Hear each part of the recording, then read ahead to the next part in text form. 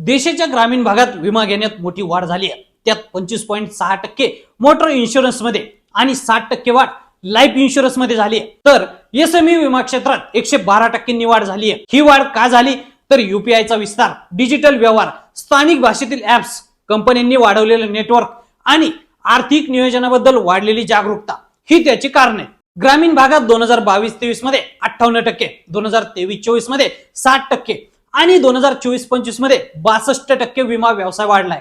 पॉलिसीधारक आणि नॉमिनी मृत पावल्यास पैसे कोणाला मिळणार पाहूया। कायदेशीर वारसदारांना 2 श्रेणीमध्ये विभागले।